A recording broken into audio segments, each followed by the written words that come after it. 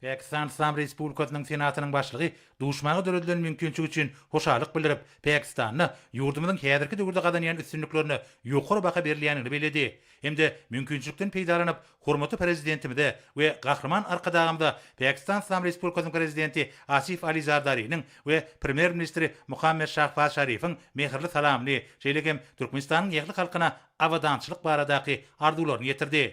Şeýlekem mihman Türkmen halkynyň milli lideriniň Pakistana amal arşan saparynyň dowamyna gahrman arkadagymyz bilen bolan duşugyny ýakymly duýgular bilen ýatlaýanyny aýtdy.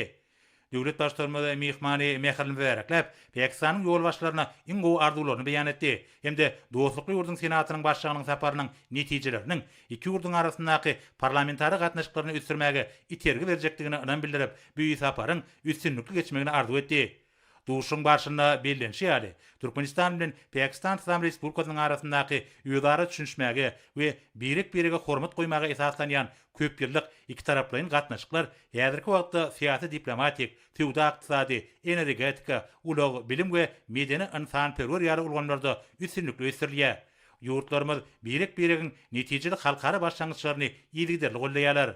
Şunun bilen baglanykda döwlet başlarymyz Türkmenistanyň başlangyjy boýunça Birleşen Milletler Guramasynyň baş assambleýasynyň kararnamasyna laýyklykda 2025-nji ýylyň halkara paragatçylyk we ynanşmak ýyly diýilip ygran edilendigini, bu wakanyň ýurdumyzyň hemişelik bitaraplyk hukuk ýagdaýynyň şanly 30 ýyllygy bilen gawat gelýändigini we bu münasibetli şu ýyl ýurdumyzda köp tanly çäreleriň geçirilmeginiň gödüňli tutulýanyny beledi. Hemde mihmany we Pakistanyň senatynyň agdararyny bu çärelere işen gatnaşmaga çagyrdy.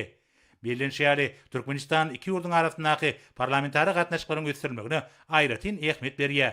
Häzirki döwürde parlamentary hyzmatdaşlyk ýurtlaryň arasynda netijeli gatnaşyklary öpçün etmäge, halkara hyzmatdaşlygyny puwtalandyrymaga ýardam berýär.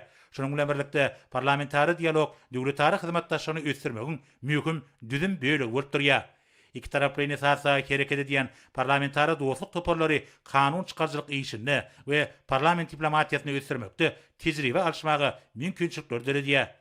Duşun ahyryna hormaty prezidentimiz hemde Pakistan İslam Respublikasynyň senatynyň başlygy ýurtlarymyzyň arasyndaky diýip bolan dostlukly gatnaşyklaryň iki dogonluk halkyň awadançylygynyň behbidini mundan meýlekde ugurlaryň giň yerim boýunça ösdüriljekdigine ynam bildirip, birik-birige iň gowy arzuwlaryny beýan etdiler.